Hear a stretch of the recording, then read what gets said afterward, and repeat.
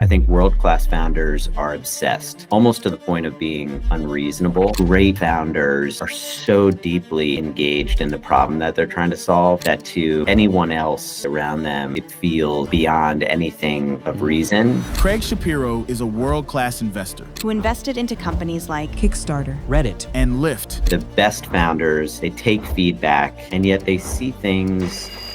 Welcome back to Decoded.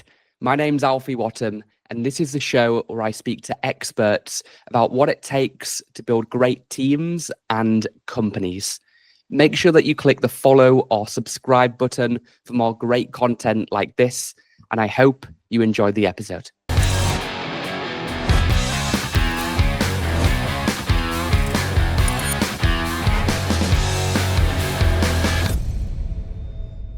So Craig, you manage over $1 billion across multiple funds with early investments in Reddit and Lyft and Whoop and other massive unicorns. I mean, that is absolutely insane. Like, what do you look for when you're deciding to invest in a startup? Yeah, thank you. It's interesting. The things that get me most excited are kind of weird ideas, things that make you think, is that a real business? Oftentimes the things that get me most excited are things that seem really niche or odd at first. But that if you zoom out and you try and imagine what the world might look like in 3 years, 5 years, 10 years, it will become, mainstream. So, Lyft is a good example. It's when I initially invested, it was prior to them launching Lyft. It was still Zimride. And the notion of kind of ride sharing was still very nascent. And so to my sister, who, is a psychologist in Maryland, she was like, "You're investing in what? That seems so, weird." Or even Whoop, same thing. Yeah. It was before they had launched Whoop. It was, seemed like this, expensive heart monitor, so these things that oftentimes they feel very niche in the moment, but then 10 years later everybody is like, yeah, that was obvious. So those are the things that get me excited. The Lyft example is perfect, because if you went back 10 years ago and said, look, you're going to click a button and a stranger is going to show up with other people in the car, other strangers, and he's going to drop you off at different places, like a kiddie carpool or something. Like, it's similar to Airbnb, how you'll stay on someone's sofa. Or are you gonna get murdered? What is this? But no, it's for the most part pretty safe. It's super reliable, very, very low cost. And then obviously, as we have the advent of self-driving coming in, these are going to be huge. I mean, they're already huge businesses, but even bigger if they can crack that market. So it's weird, but it's sci-fi. You're betting on stuff, in my eyes, that they don't exist right now, but in 10 years from now, that could be huge. That could be real. 100%. In fact, it's funny you mentioned that, in the Lyft example. I actually do remember having a conversation with my parents when we made that investment, and they said just that. You're gonna get into a stranger's car? Are you crazy? And I said, so wait, isn't a taxi the same thing? Like, it's not as if the taxi driver is a stranger, but because it's in a yellow car, there's this like notion that it's safer in some way. So some of it is just kind of societal norms, but yeah, it's a fun examlike Some of this stuff, like Whoop, it almost seems like alien technology if you was to go back 10 years. My wife loves her Whoop. Like, it's like a daily thing, and she's a daily active user. I think most people are. They have to wear it every single day, right? Which is why it's probably a great business. But it just makes me very excited about where the rest of the world can go if 10 years ago these sci-fi bets are now sci-fi reality and that sort of thing. 100%. If you think about, it's funny, Reddit, great investment and amazing business, but it's a great tool it's a tool that I use for just this. Like, I look for kind of these small but vibrant subreddits where you've got these communities that, are engaging with technology in a way that, again, seems very niche. It's like, what? You're checking your heart rate every day? Why? Like, what does it matter? And your sleep patterns, like, just go to sleep. Like, but there's these small communities that are coalescing around using technology in new and different ways. And those, those niche communities, when they become mainstream, it seems like it happens overnight. But the reality is it's these, incremental kind of baby steps until all of a sudden someday it does feel like, oh, well, everybody's checking their Whoop, right? Like, isn't that that's kind of commonplace. So yeah, it's it's neat to see. Yeah, ideas like Reddit, they seem obvious now, but back in the day, it seemed absolutely insane. And I'm a daily user as well. I mean, like I'm in some niche groups for all types of interesting stuff. So look, you've been in this world for a while. What's a hard lesson that you've learned as a VC, Craig, that perhaps most people don't talk about? Yeah, I mean, I think the thing that comes to mind immediately is just the fact that you're wrong most of the time, and that's normal. I think it's one of the few kind of industries or career paths where you can be wrong, not only most of the time, but a significant amount of the time, and yet still be very, very successful. And actually, I think the higher performing investors that truly generate alpha returns have a higher loss ratio, because they're really going for it. They're not playing it safe. And I think that's a lesson. There's a lesson in that, that spans a bunch of different vectors. I think that's how you're raised. Like, what is the risk tolerance in the home that you're raised at school? I also think there's geographic components. I think one of the reasons startups thrive in certainly Silicon Valley, but just the US more generally speaking, is in other parts of the world, there's a lot of shame around failure and being wrong. And I think, you flip that on its head and you embrace it. And I think the returns are, asymmetric. So anyhow, that's kind of the lesson, that it's taken me a while to get comfortable with, with that lesson, but I think it's really true. Yeah, certainly. You can't have those big wins, or you have to be extremely lucky to have those big wins without a lot of losses beforehand and a lot of failures. But hopefully you learn each time, you get smarter and smarter, stronger and stronger, better and better, faster and faster, and then you're able to get those wins. But people don't see that. They just see the Forbes cover. They don't see all the pain, all the hardship that you had to go through to get to that point.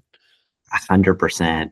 I think one other thing, Alfie, comes to mind for me in particular, the kind of getting comfortable with uncertainty and letting go of the urge to kind of control outcomes.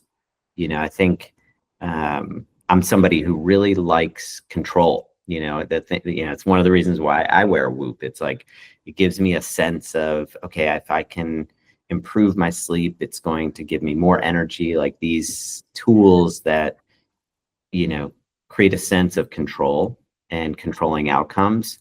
And I think over time, I've had to learn the hard lesson of not being able to control outcomes. These things, the number of variables at play is really great. And so sometimes you have to just let go. And I think humility isn't just a nice to have. I think it's almost a survival skill. It's just the industry, and investing in early stage startups is every day, feels like you get humbled on such a frequent basis that, I think people who are able to internalize that, have longevity. So, yeah. Yeah, no, it makes a lot of sense. This is a quick message to tell you about my company, Alpha AI. We built Lisa, the world's first AI-powered recruiter who screens candidates for you on autopilot. You can make your recruitment process 10 times faster, 90% lower cost, and significantly improve the candidate experience, all with our AI agent for hiring. Learn more at welovealpha.com or click the link below in the description. And now back to the episode. Look, outside of venture, you are an angel investor. You've backed companies like Kickstarter.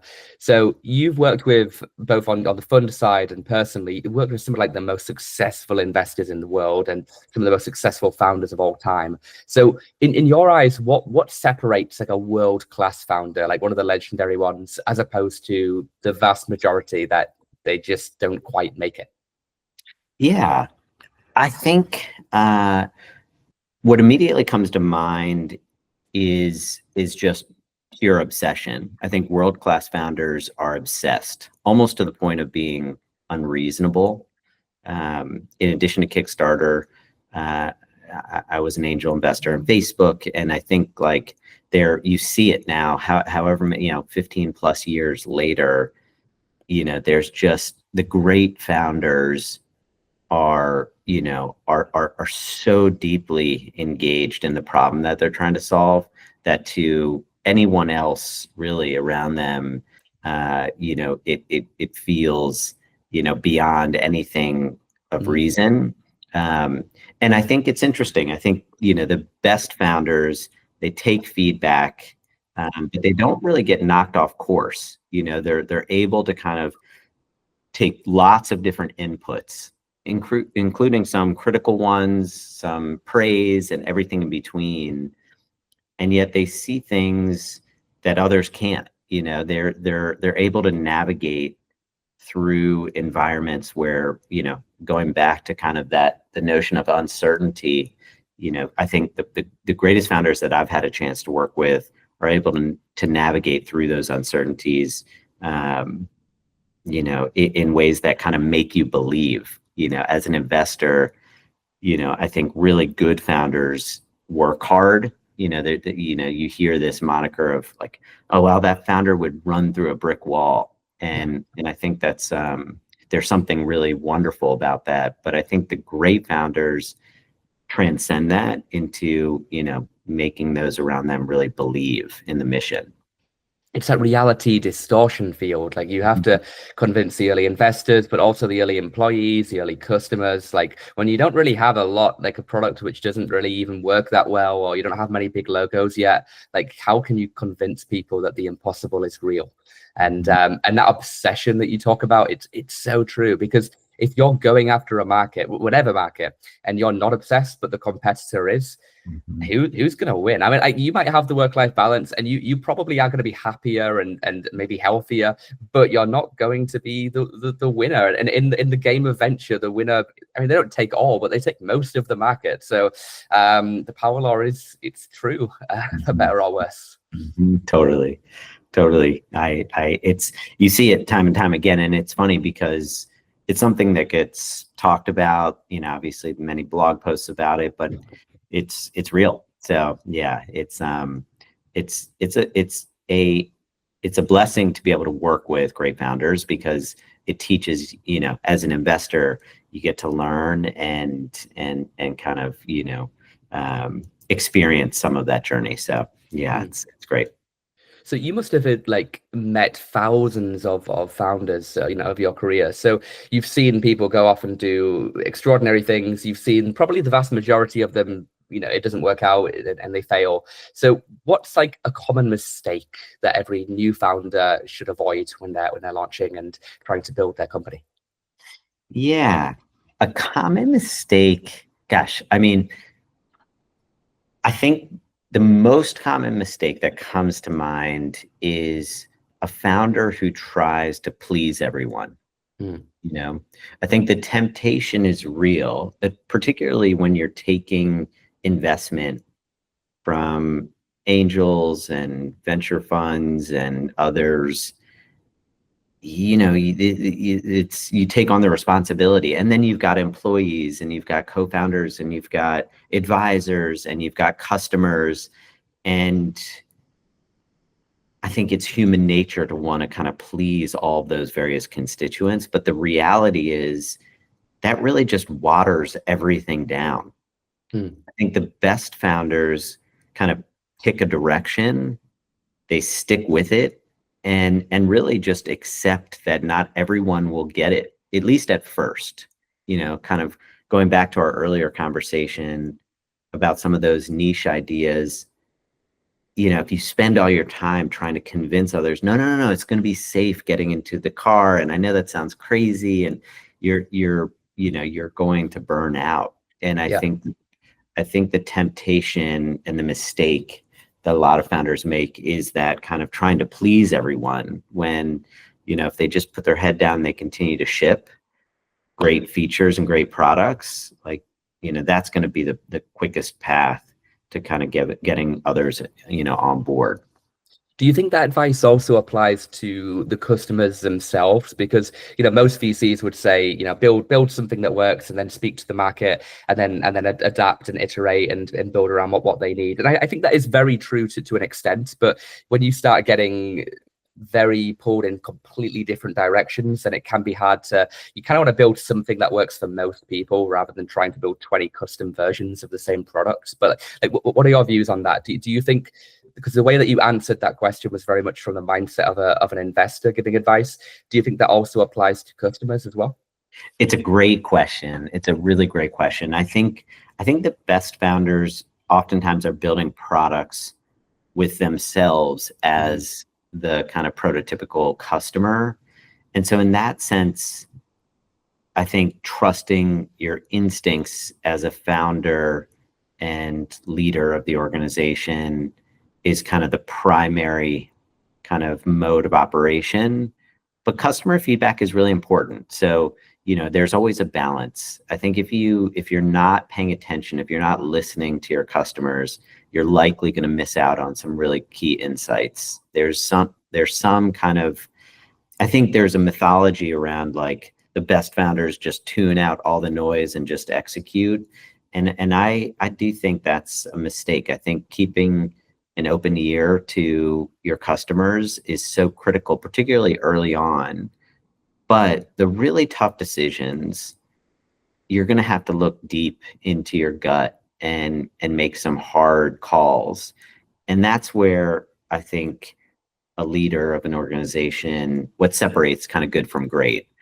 So it's not black and white. I think I lean much more towards trusting your instincts and as a founder, and kind of building what you think is, going to solve the pain point that you're personally experiencing.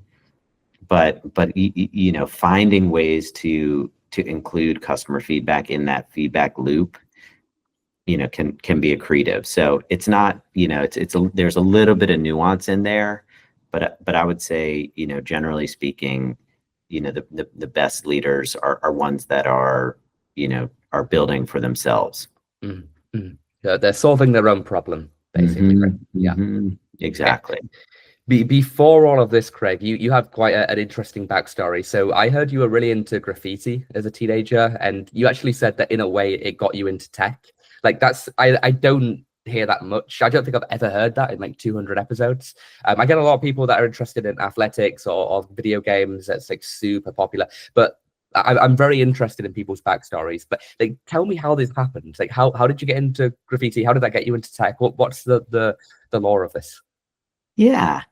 So, we might have to extend the podcast by another 2 hours to cover this, but it's true. I love graffiti art, street art. I got into it at a really young age. One of my best friends, in middle school and then into high school, was into it and kind of showed me the ropes and what turned out to just be kind of a phase for, teenagers, and that quickly faded away for all my friends. For me, it stuck. I'm still here, many, many years later, and I still love it. It was kind of my first real creative outlet.